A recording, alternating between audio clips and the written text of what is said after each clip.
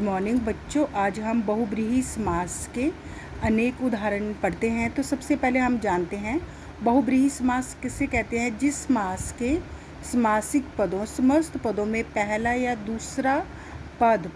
दूसरा पूर्व पद या उत्तर पद, पहला पूर्व पद दूसरा उत्तर पद प्रधान ना होकर कोई अन्य दूसरा पद प्रधान हो, दूसरा शब्द प्रधान हो, वह बहुब्रीहि समास कहलाता है। जैसे चक्र पानी, चक्र क्या है?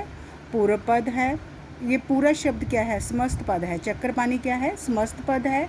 और इसमें चक्र क्या है? पूर्व पद पहला पद, और पानी क्या है? दूसरा शब्द या उत्तर पद है। तो चलिए शुरू करते हैं। समस्त पद, उनका समास विग्रह, और जो दोनों के पहला पद और दूसरा पद प्रधान ना होकर कोई अन्य शब्द प्रधान हो, तो उसके विषय में पढ़ते हैं। चलिए, 12 सिंगा, तो इसका समास विग्रह क्या आएगा? 12 है सिंह जिसके अर्थात पशु विशेष। तो इसमें अन्य पद क्या बना? अन्य पशु विशेष। चक्र पानी, चक्र है पानी, पानी का अर्थ हाथ में। चक्र है पानी हाथ में जिसके अर्थात विष्णु। तो इसमें ना तो पूर्व पद प्रधान है ना उत्तर पद प्रधान है, बल्कि अन्य पद विष्णु की रचना हुई है, इसलिए विष्णु क्या है? बहुब्रीहि समास है। पीताम्बर, पीला है, अंबर का अर्थ वस्त्र जिसका अर्थात श्री कृष्ण। तो अन्य पद क्या है? श्री कृष्ण। महात्मा, महान है आत्मा जिसकी अर्थात व्यक्ति विशेष। महान है आत्मा जिसकी अर्थात व्यक्ति विशेष। व्यक्ति विशेष में क्या आएगा? ऋषि या मुनि। सुलोचना, सुंदर है लोचन जिसके। सुंदर है लोचन का अर्थ आंखें। सुंदर है लोचन जिसके, तो ये किसके विषय में कहा गया है? स्त्री विशेष का नाम। तो अन्य पद क्या है? स्त्री विशेष का नाम। नीलकंठ, नीला है कंठ जिसका अर्थात भगवान शिव। दशानन, दशानन, दश है आनन, आनन का अर्थ मुख। दश है आनन मुख जिसके अर्थात रावण। लंबोदर, लंबा है उदर जिसका, लंबा उदर का अर्थ पेट, पेट लंबा है उदर जिसका अर्थात गणेश। पंकज, पंक का अर्थ कीचड़ में जन्मा है अर्थात कमल। विषधर, कमल, अन्य पद क्या बना? कमल। विषधर किसकी तरफ संकेत कर रहे हैं? तीसरा पद कमल की ओर संकेत हो रहा है, इसलिए यह बहुब्रीहि समास है। विषधर, विष जहर को धारण करने वाला अर्थात सर्प। चतुरानन, चार आनन, चार आनन का अर्थ मुख, चार मुख हैं जिसके अर्थात ब्रह्मा। तो तीसरा पद क्या बना?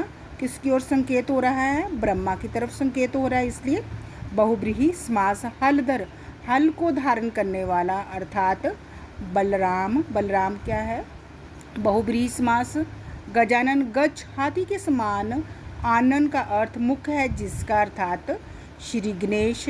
दश मुख, दस है मुख जिसके अर्थात रावण की ओर। रावण क्या है? अन्य पद बन रहा है। षडानन, षट शे है आनन मुख जिसके अर्थात कार्तिकेय। अष्टाध्यायी, अष्ट का अर्थ 8 है, अध्याय जिसके अर्थात पाणिनि व्याकरण।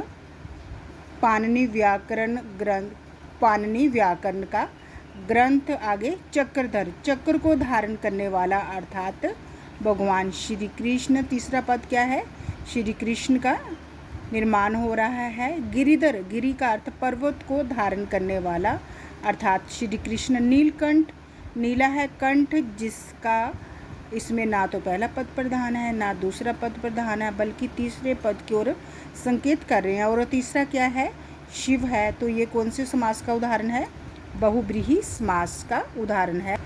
अब समस्त पद, फिर समास विग्रह और अन्य पद। गोपाल, गौ का पालन करने वाला अर्थात श्री कृष्ण। कमल नयन, कमल के समान नयन आंखें, नयन का अर्थ आंखें, कमल के समान नयन है जिसके अर्थात श्री राम। ग्रीश, ग्रीश का अर्थ पर्वतों का राजा अर्थात हिमालय। त्रिलोचन, तीन है लोचन नेत्र जिसके अर्थात शिव। मुरलीधर, मुरली को धारण करने वाला अर्थात श्री कृष्ण। महेश, महान है जो ईश ईश्वर अर्थात अन्य पद क्या है? शिव की ओर संकेत हो रहा है, इसलिए बहुब्रीहि समास का उदाहरण। घनश्याम, जो घन, घन का अर्थ बादल के किसके श्याम है, जो घन के श्याम है, जो घन के श्याम है अर्थात श्री कृष्ण। घन श्याम, घन मतलब बादल के समान, श्याम है तो इसका अर्थ आएगा श्री कृष्ण। दीर्घ बाहु, दीर्घ लंबी है भुजाएं जिसकी अर्थात विष्णु। मृगलोचनी, मृग के नेत्र के समान।